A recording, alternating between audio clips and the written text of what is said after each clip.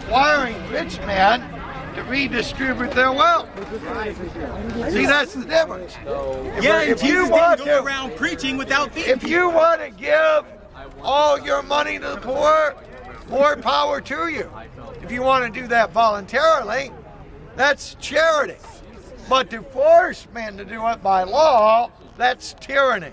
That's despotism. Oh, you mean like stopping gays from being able to get married by law? That's tyranny. That's my God. Being a jackass? No, tyranny is when laws apply to certain like groups, gays that aren't allowed to get married. Hey, listen, they can marry a woman just like I can. But then it wouldn't be gay now, would they? Well, if they'd marry a lesbian. But then they wouldn't be gay. It would be a gay marriage. You're saying a homo man and a lesy woman that don't like each other. That is fucking genius. Yeah. By the way, then the church could give this gay couple therapy on how to enjoy sex with the opposite sex. I don't think it's about sex. Some people just genuinely marriage is about sex. That's the only reason you got married. And in fact, it's not lawfully a marriage until it's been consummated sexually. If that's the marriage, go, I can't argue with if that. the marriage is never consummated, occasionally they aren't, then you can get an annulment. An annulment is as if the marriage never took place. If you get married and the marriage is culminated and then you want to get out of it, you get a divorce. Yeah, what if you marry a eunuch? Then you can't consummate it. But that would be grounds for an annulment. Okay, what about this person that I don't even know? Would I marry her just so that we can have sex? It's called gospel. Well, this is awkward. No, that's you want to marry not just to have sex. You want to primarily marry to have you sex. You just said marriage was about sex. Well, you gotta it make is. up your mind. You don't have marriage without sex. He didn't say it's all about sex. So what else is it about? Well, it's about building a family primarily. What if they're infertile? Well, I know. Sex is kind of out of the equation right now, man. So they're infertile. That's too bad. Can't have children then. You can adopt, I guess, yeah. So what about But you just said that it was that want to raise families together? Oh, Heather had 2 mommies? Yeah, I've heard about them. Hey, it's a lot better than the people that have one mom or a mom and a dad that hates them, love each other. Oh, no, that's all They lust. won't have sex until they're married. That's all lust. They won't even have sex till they're married. How do you define They love, set just their out of marriage curiosity? several years back. I think there's some kind of love going on there. How do you personally define love? Oh, very good question. How do I define love? We're talking about virtuous love. We're not talking about romance. Virtuous love is a discipline. It's self-denial, self-sacrifice. A synonym for virtuous love would be benevolence, good-willing. Love wills the highest good of all beings in the universe. And you're saying that a gay couple can't have that? The gay couple can't be benevolent towards one another? Men can love another man, but if you not love a man, you're not going to ram your penis up his anus. Sometimes they just do oral. Sometimes they just touch each other. Sometimes they don't do either. That's not love, that's lust. Sometimes they ask for it. What about the anal? But you could say the same thing when a husband does that to his wife. They love each other and they're lusting after each other at the same time. Sodomy is prohibited in marriage too.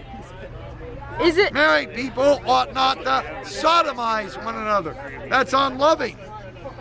But is it right for the Christian religion to have a monopoly on marriage? I'm sorry? Is it right for the Christian religion to have a monopoly on marriage?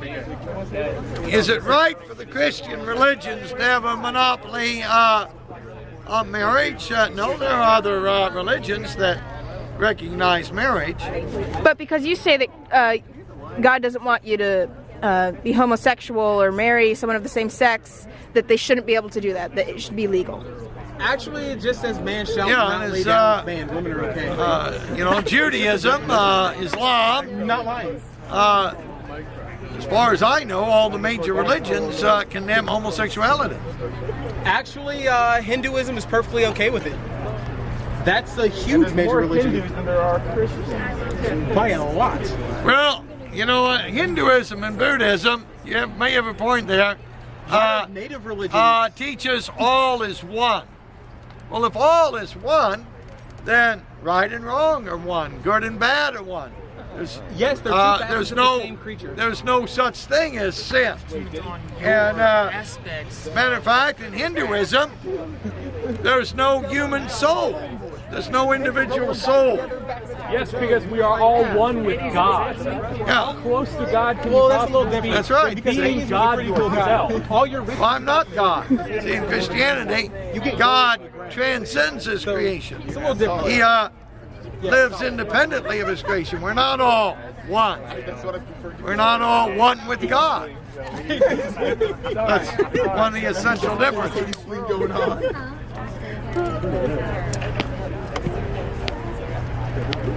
But isn't it true that by being one with God, it would further promote loving all our neighbors as we would God?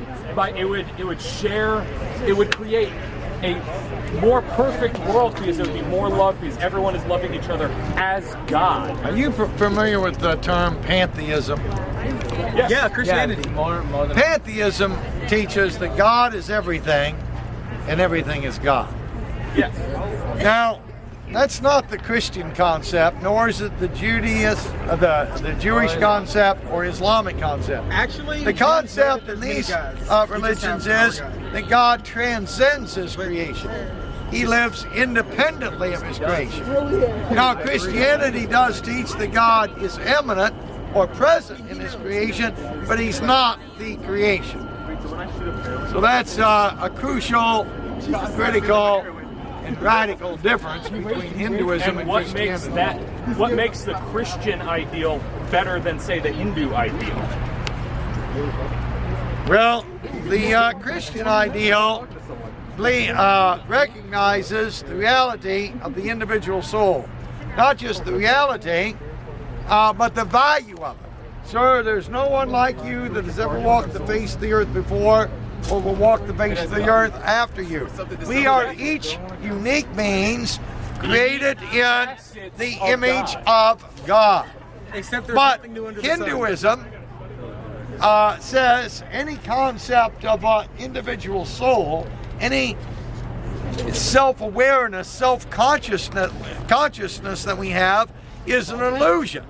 And the whole idea then is to lose this self-awareness or sense of self-awareness in the universal consciousness.